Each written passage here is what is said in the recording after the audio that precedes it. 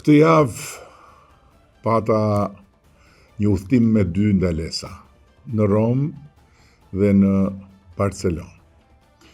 Në Rom, ku u takova me kryeministin e Italisë, Giorgia Meloni, ishte një moment për të bërë një bilanc të ecurisë së projekteve të përbashkëta dhe nga ana tjetër për të konfirmuar përmes kësaj ecurie fazën e re të marrëdhënieve mes dy vendeve tona, sepse Italia ka qenë gjithmonë pranë Shqipërisë, të gjitha qeveritë italiane pa dallim kanë qenë të gatshme dhe gjithmonë të vëmendshme për ta mbështetur Shqipërinë dhe për ta ndihmuar Shqipërinë. Por me qeverinë aktuale të Republikës Italisë, gjërat kanë shkuar në një nivel tjetër, bashkëpunimi nuk është thjesht një bashkëpunim i cili bazohet tek angazhimi reciprok, në këtë rast sigurisht pjesa më e rëndësishme është ajo e qeverisë italiane për të punuar së bashku, për të qenë vazhdimisht në një rrugë të përbashkët, por mbështetet edhe në një sër projektesh konkrete. Pra, edhe firmosja e marrëveshjes strategjike mes dy qeverive në takimin e mëparshëm të Romës është në të vërtet pasqyra më kuptimplot e faktit se marrëdhënia e cila gjithmonë ka qenë e karakterizuar si strategjike, ka marrë një ngjyrë të re përmes projekteve të bashkëpunimit strategjik. Një bashkëpunim i strukturuar, një bashkëpunim i cili lidhet qoftë me zhvillimin, qoftë me sigurinë. Pas Romës pata një vizitë në Barcelonë ku me ftesë të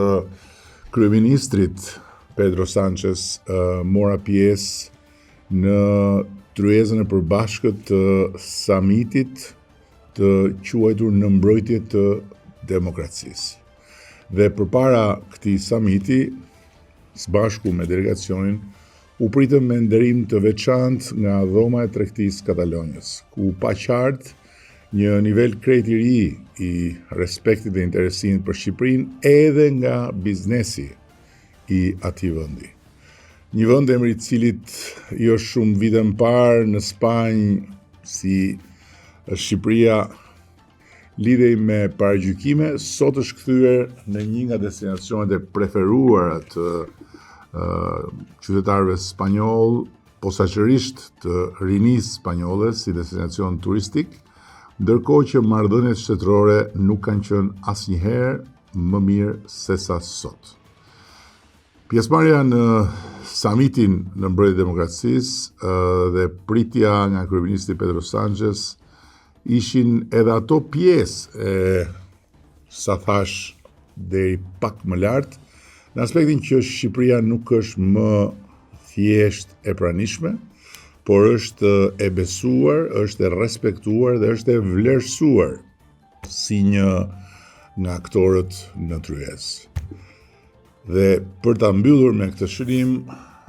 këto ndalesa nxjerrin në pa qartë edhe njëherë se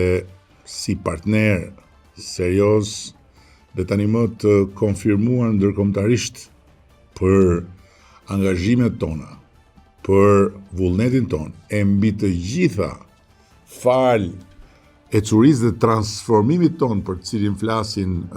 të gjithë, ne gjendemi në një pikë ku kemi vetëm një dhe vetëm një të vetme